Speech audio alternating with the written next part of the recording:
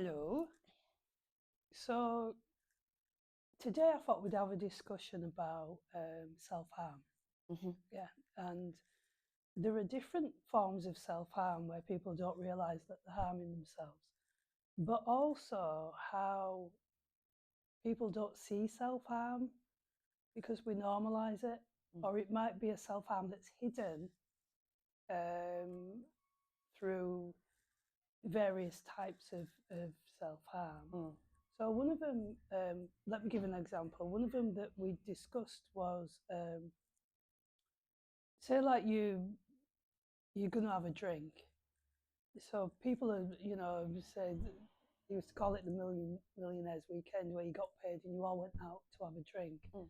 and then, but literally you're poisoning your body, and you're poisoning your body with sugar. And so when people are deemed as alcoholics, not that realization that actually it's not just the fact that you want to, you know, be out of it a little bit, be dampened down.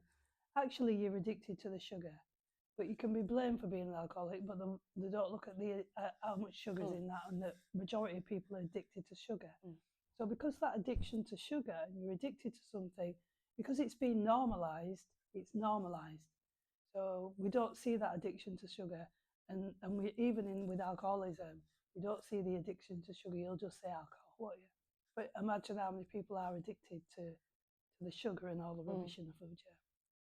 So, but because everybody's doing it, so we all mimic people. Like a young girl said, "We're all sheeple." Not Mm. to offend anybody, that's what she said. We're all sheeple. So, in terms of thinking of it like that, that when we go out on a weekend, and then everybody drinks, and then they get, oh, I'm going to get really drunk this weekend. Mm. I'm going to literally, poison myself this weekend. So I'm going to self harm. But because everybody's doing it, it makes it okay for Mm. me to do it. And then the next day, I'm going to feel ill because my body's going to have to detox all the harm I've just done to it because I don't care about it. Mm. Because up here says have fun. I don't care about this. So we all do self harm together. So we don't really notice it because it's been normalized. So we say, it's normal. Mm. But your body always tells the truth. Your body says, this is a normal reaction the next day when you have a hangover to an abnormal, as they say, situation. Yeah. Mm. So more a discussion about your experiences of where you've been self harming and your experience in society where it's been normalised. Okay. Even up till quite recently, as in the past few years, I would have said I don't self harm because I was brought up and around me. It was self harm was somebody who cuts.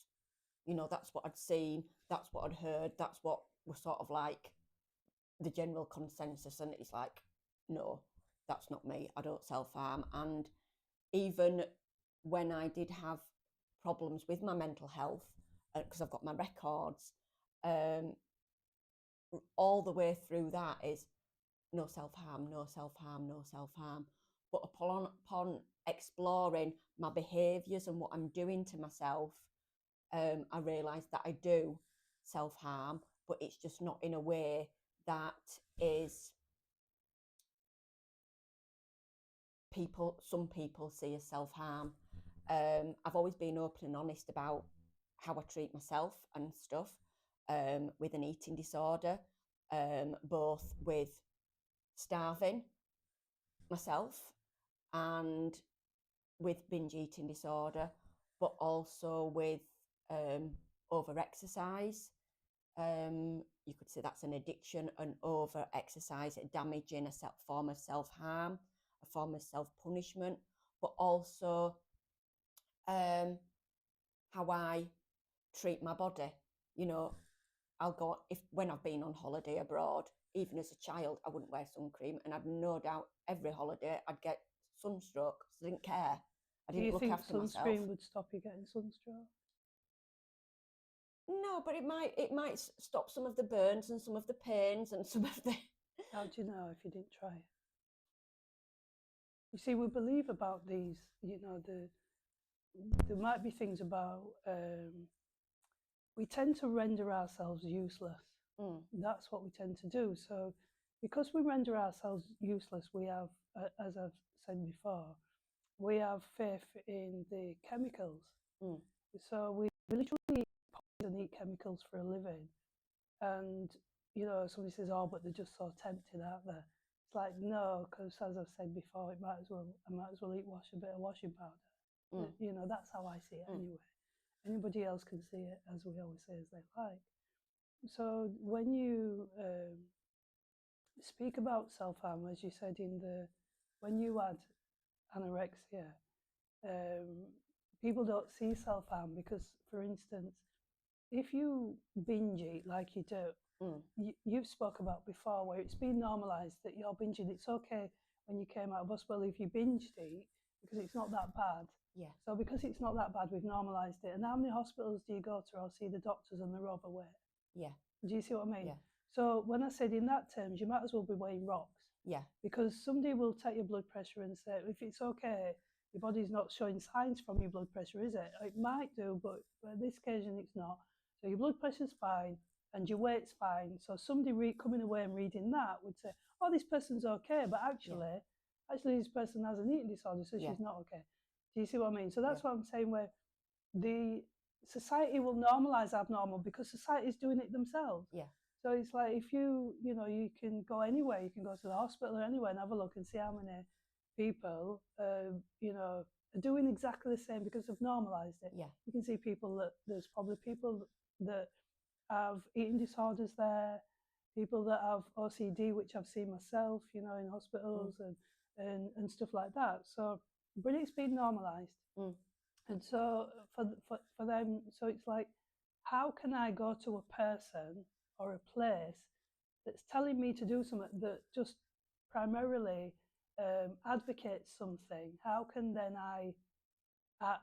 I see that it's self-harm if other people have normalised it? Do you see what I mean? So that's probably why you're saying. And even when I tried to raise it as an issue of well, I didn't use the word self-harm, but of a problem, and a problem that I didn't like and was having a detrimental impact on both my mental health and my physical health, it was like, yeah, we know you're binging, but at least it's stopping you being anorexic and underweight.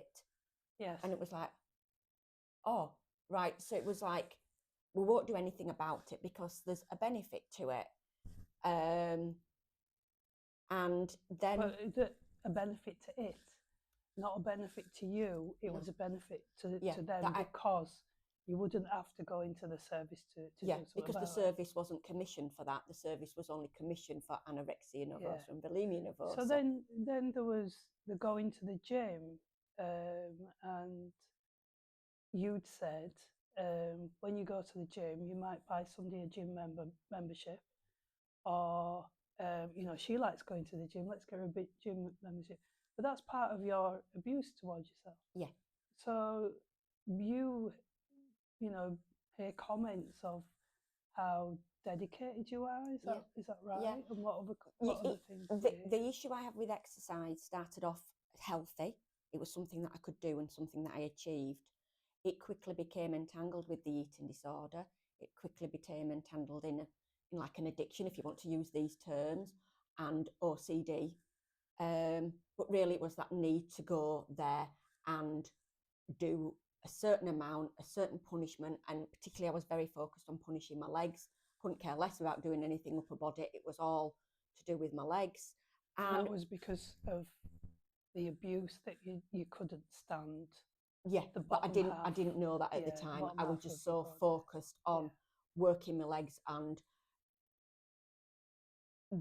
I knew that I'd reached a certain point that I'd done enough when they were in so much pain. Yeah. That's the point I was and you didn't want your legs to touch. I didn't want my legs to touch. I always wore like long shorts or leggings, even under a skirt if I wore a skirt for work or whatever. And I think you said as well, because when you were thin, your legs didn't touch. Yeah. So I loved it. Yeah. I loved it when I was underweight. Now you had to find something else. But you got comments from that of, you know, so almost praised for it, Yeah. didn't you? So people then see you so dedicated to something, not realizing it's self harm, but saying actually it's dedication Yeah.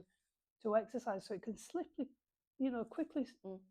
flip over that barrier Yeah. of being healthy, then slip over into. And to be fair, there is so much of it. Yes. I could have named 10, maybe Yeah. more people in that gym I think who had as well similar because issues. because you went to the gym more than once Yeah. a day. And I went to the gym for like 6 hours at a time, or Yes. I'd go for a few hours in the morning and then go back in the evening. Yes. And it was, the big comments, oh, you're here more than the staff, which I was. I worked more hours than some of the full-time staff.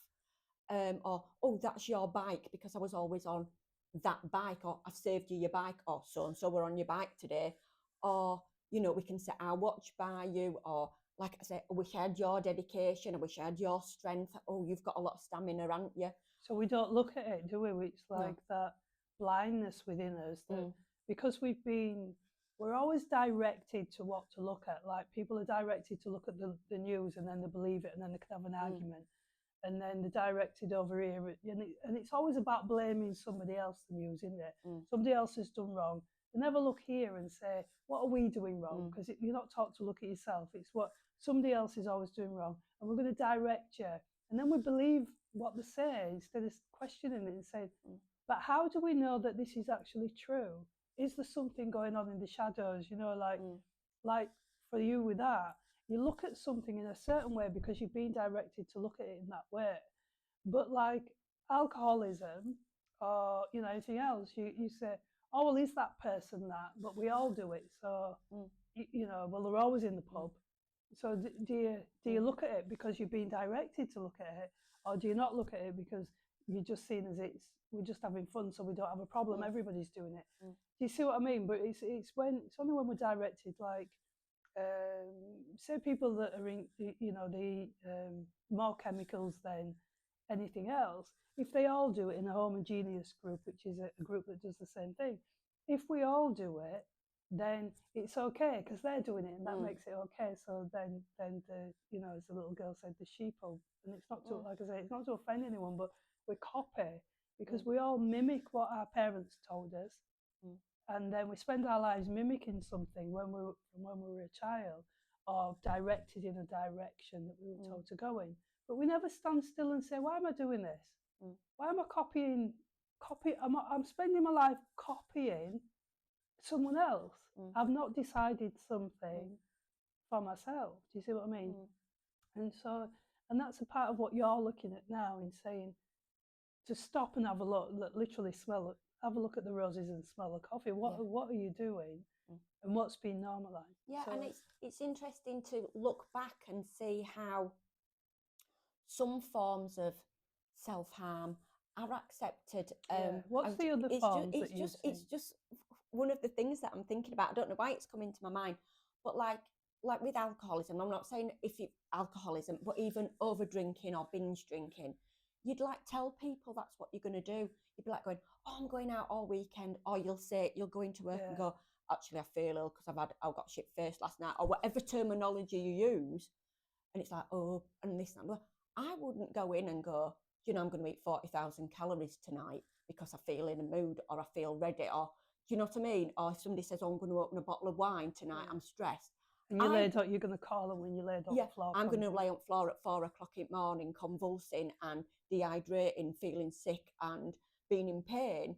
And I couldn't go to work the next morning and go, oh, I'm rough because I've eaten 40,000 calories and list all that I ate. And it's like, but you might do that with, we went for shots, we went for this, we went for that. But I would, the difference, and why it's coming to my mind, I don't know. But I remember going away with work, and I hated going away with work because it stopped my routines and stuff like that. But it was all like the managers and everything were all like, and I had to stay at this hotel because it was a 2-day conference sort of thing.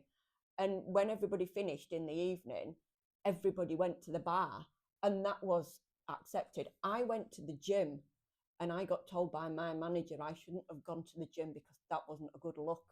I should have gone to the bar with everybody else. Oh wow! So you should be a sheeple then. Yeah. Yeah. And it was like, that was not a good look that I went, as soon as we were out, I went straight to the gym. Yeah. Because when you do something different, you stand what we say above the Yeah. parapet.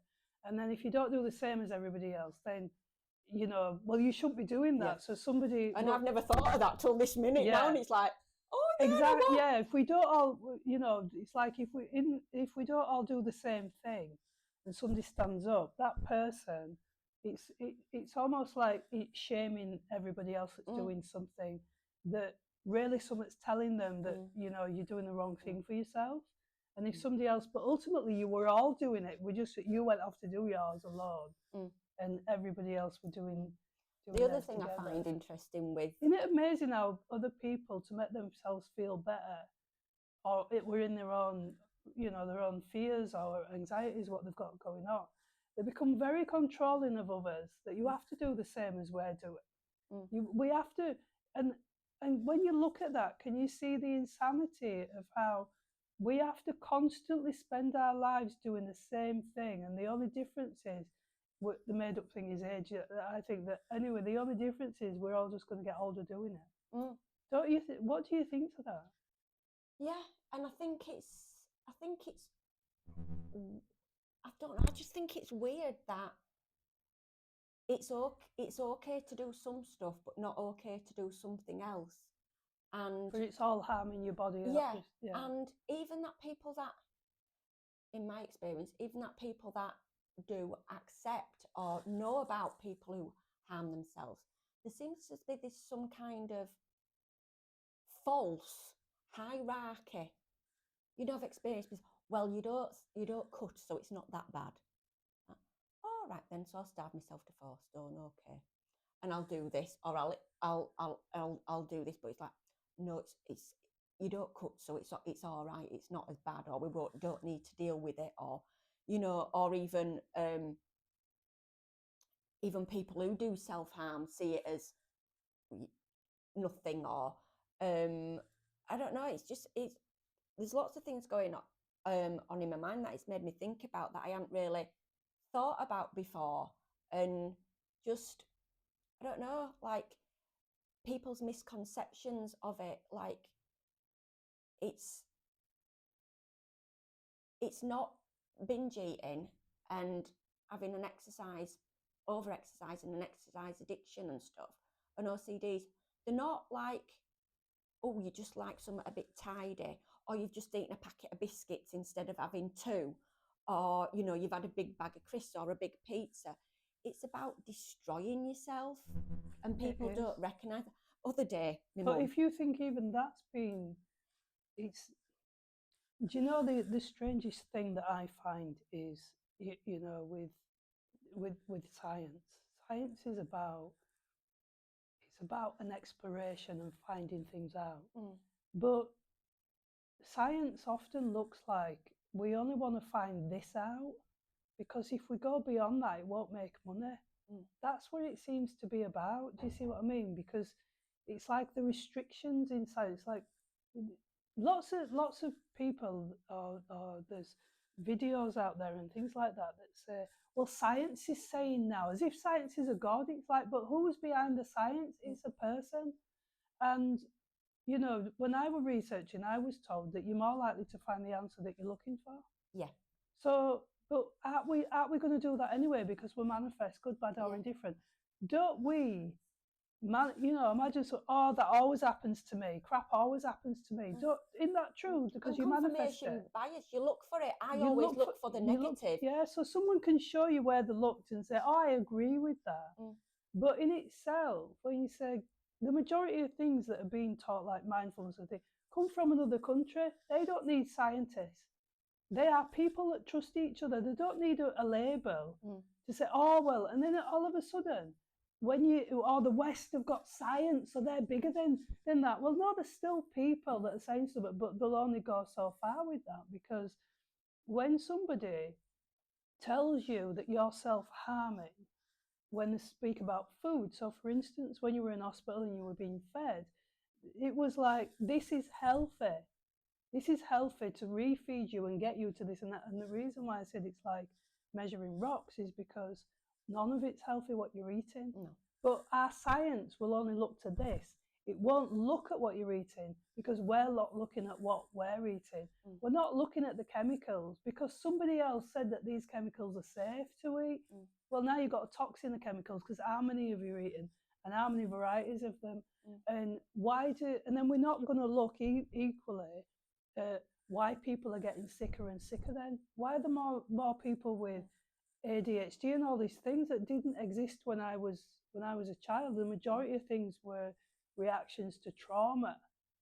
But ultimately, don't your body know that it's not safe when you're poisoning it? Wouldn't you think that when you put poison into your body, it knows what you're doing, so you're going to be more anxious, not only because of the food you're eating, your body can't trust you. It can't trust you to keep it safe. Aren't people constantly telling their own bodies that they're not good enough? So we're going to augmentate you into something else. Do you see what I mean? Is that the right word? Augmentate? I don't know. Anyway, but we're going to change you into something else. So because I don't look good enough, I'm going to put these things in or take these things out because you're just not good enough. So ultimately, isn't it about people, the ego actually saying, because the ego is like, it's called the hell. It's called the hell level of consciousness. When people are in the hell level of consciousness, it's described as, Hawkins levels of consciousness, which I'm talking about. But when you look at the books, like biblical books and things like that, it speaks about hell, that you're in a never-ending thirst. Isn't that what the never-ending thirst is?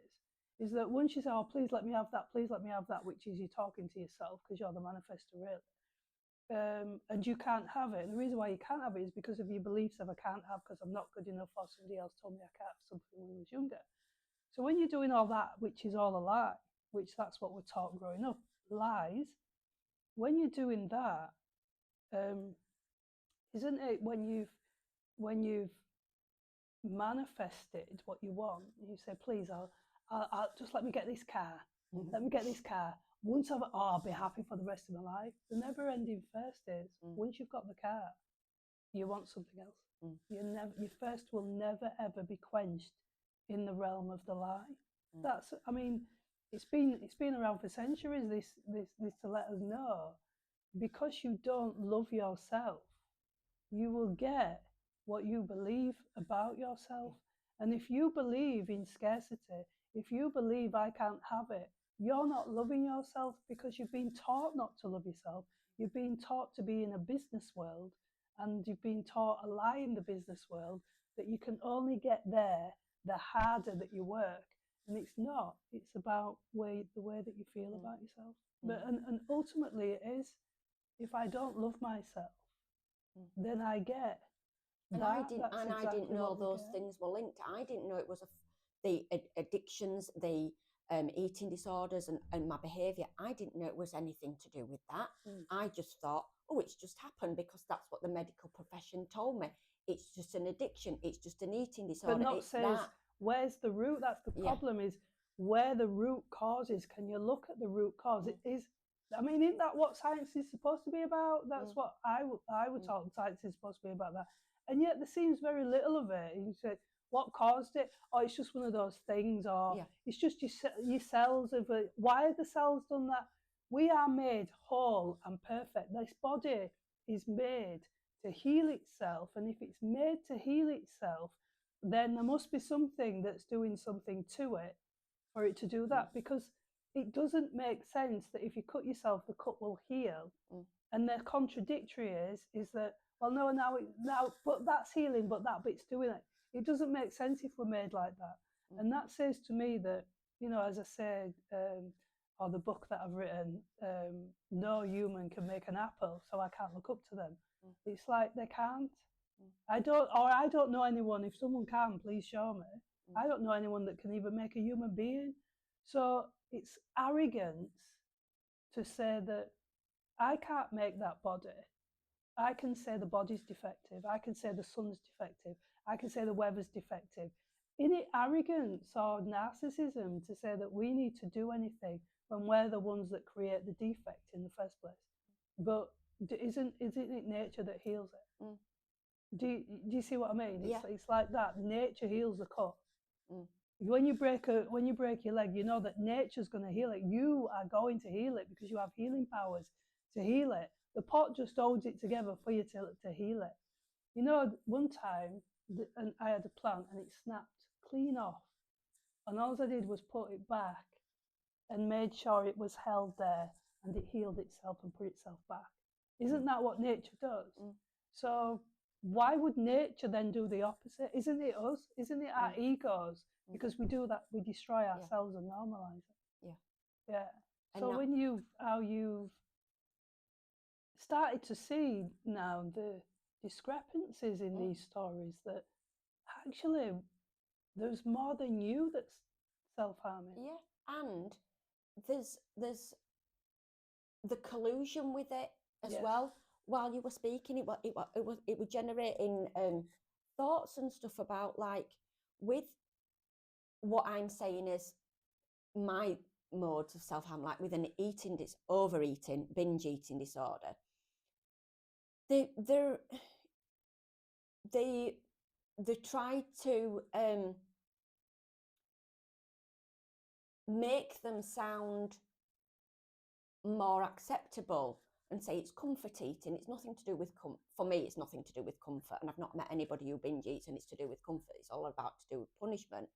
But, like, for me, as somebody who binge eats, it would be, and with an eating disorder, it would be acceptable to buy me some gym clothes for Christmas or birthday, buy me a day pass somewhere, or get me a selection box or a box of chocolates and stuff like that. If I had an issue with drugs, would you buy me some for my birthday?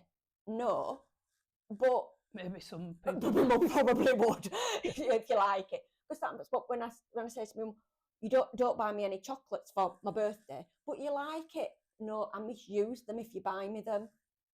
But you like it. But you wouldn't do that with certain other things. You wouldn't endorse or collude with them or try and, you wouldn't say, oh, they're taking drugs, but it's just because they've had a stressful day. It's comfort drugs. It's, do you know what I mean? Yeah. Do you know what I'm trying to say? I know exactly what you're trying to say. And I'm probably not explaining myself. No, but you do. You are explaining it's just yourself that paradox that I see, that about what's deemed as okay, not okay, and let's put a twist on some of it so we know it's not okay, but we'll say it is okay. Then you have to, because it stops you from looking at the whole as you're doing now. Right. It stops you from looking at the whole, because if we look at the whole, how many businesses would go out of company? How many companies would go out of business? Oh, I've got another one, a really good example. Okay. We know, we've talked about it a lot, that I am addicted to Pepsi Max. Yes. And it's not just, yes, there is the chemical addiction, but also for me, there's the safety net. Like, I always have to have some with me, or in certain therapy sessions, I will be sat clutching it. It might be my safety net and this, that, and other. Yeah. But when I go somewhere, what are you having to drink? I'll have a Pepsi Max. Or if I go round to somebody's house, I'll get you a Pepsi Max in. And I think what happens as well is that normalising it. But the other thing, when you look behind that, is like, you know, when we're born as a species, we're born almost to separate from our children, as if the children are deviant. So when they cry, rather than going to them, you're told the fermentation is to allow the baby to cry, which is absolutely insanity, because the only thing it tells the baby is that you're not going to be available for it, and it causes trauma for the baby. And then it's like, oh, I can't wait till they go to nursery. So we have children and we want rid of them because we're too busy in the world of work, because we've been taught to be distracted. You can't do yourself. You're being taught constantly to do somebody else. So at a young age, you're taught, I don't matter. These other people matter before I do. When a baby needs comfort, quite often, the first thing a parent will do is, rather than holding the baby and talking to the baby, they're going to put something in the baby's hand. And what the worst thing that you could do to a baby, because it's not only going to damage its eyes, but also, you know, start the baby off on a very early addiction, is to give it your mobile phone. The next thing you might do is give it a packet of crisps. The next thing you might do is give it a sweet drink. So that's what you do. So you're already poisoning the child, you know, and because it's been normalized, people do it now.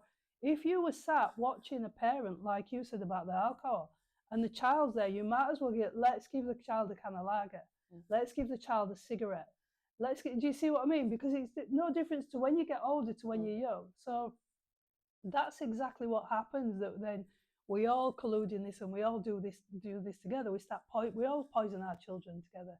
You know, and they go to school and they'll eat it there. I'm just laughing because it's given me a flashback but that's to what being you're doing. 5. Yeah, but that's what you're doing with your drink. Then when you become older, then you still need these pacifiers. You need your bottle at the side of you. So it's like, I've got my safety drink just in case I get stressed, because I didn't learn to cope with my own emotions. I learned to mask them and drink them down, or eat them down, or be distracted by watching something else.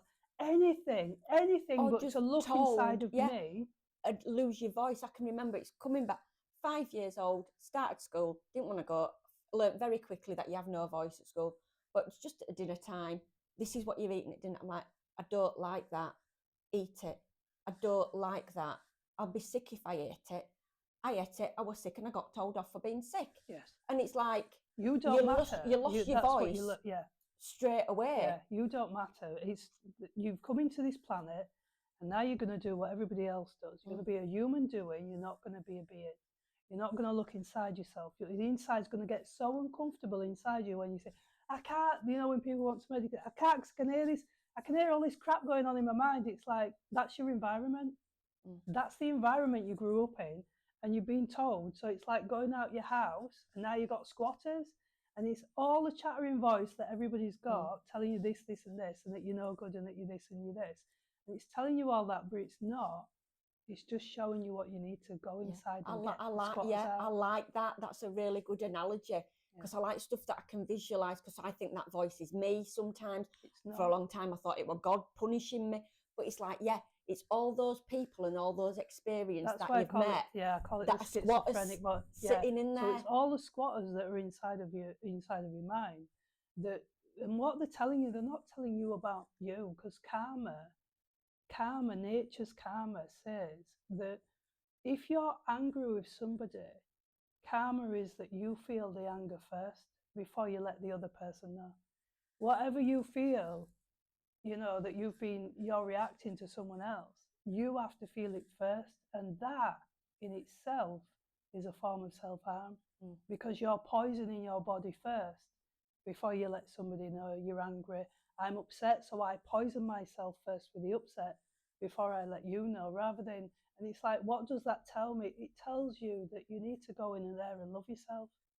And if you're upset with what somebody else has done, then don't take it in. Do not pick it up and take it in and make it about you, because that's what we do. We come on this planet, and it's like there's a row of stones, and these stones aren't nice. There's some nasty critical stone. Over there, there's a judgmental stone. There's a not good enough stone. There's all that, and these are people. And we pick the stone up and we eat it. And we pick that stone up and we eat it. And we pick that stone up and we eat it. And then when we sit quiet, we can hear what the stones are saying. You can't have that. You're not good enough for that. And that's what we're hearing. It's like, get the stones. You have to sit there and clean these squatters out. Get the stones out. Let them go. Because the stones are nothing to do with you. You didn't come on this planet for that. But that's what you've been taught. And a form of self-harm, any form of self-harm, for me, or I guess other people, is about silencing those squatters, just even if it's for a minute, even if it's for half an hour, even if it's for whatever, because you're out of it. It's about getting those squatters to be quiet for a while. Yeah, that's the insanity, is that we believe the lie of what somebody else. Now, that's why I say, if you believe 2 + 2 is 4, that's all you can teach to others. So if you believe the lie, that's all you're going to teach to your children. So we're constantly mimicking or doing what somebody else is telling us to, whether it's good, bad, or indifferent, rather than standing and taking responsibility for ourselves. It becomes the blame game. We become victims, but we're electing to be victims. It's your fault. You're making me feel like that. You're doing that to me. They've done that to me. They've done that to me. And it's like, no, they have to do that to themselves. It's what they learn. They're not doing it to you unless you pick it up. Unless you pick something up, they're not doing it to you. It's you that's doing that to yourself, because it's a form of self-harm, unless somebody physically does something to you. Do you see what I mean? And so when you're a child, you can't help but pick it up because you've got to learn off people. Yeah. And you have to learn that. And we learned this nasty stuff. Because do you ever stop and say, why is the voice so nasty in my head? Because you're in hell consciousness. You just accept it, and you were you? born into a hell consciousness, and it was given to you, unless you're not. And that's how it goes. And we've normalized this, and that's why, you know, in this it doesn't make sense. And is there a step out of the hell consciousness? The step out of it is to, you know, as I say, I can't look up to anyone if they can't make an apple. So I can only look inside, because that's where whatever made us, it put everything inside of us. And so you have to look inside of yourself rather than looking outside for, you know, it's like watering a plant outside. Everybody else's plant you're watering. You try to make everybody else feel good. You're doing what everybody else is telling you to do. You're doing what the world tells you to do. You're doing the rules and everything else that somebody else. And it's like, no, somebody made something inside of me, and all the pain's inside. So I need to go in there and start taking care of that. So it's about being inside, not looking up to anyone. It's looking into yourself. The only way is to look into yourself and to love yourself and to start to nourish that. But if you keep going on the outside to be good enough, you'll never find it. That's why you have to keep topping it up, because you'll never quench that first. You might feel okay for a little bit, and then you're going to have to do it all over again. And, you know, madness is doing the same thing and getting the same result. Are you okay doing that? Definitely. Okay. Thank you. You're welcome.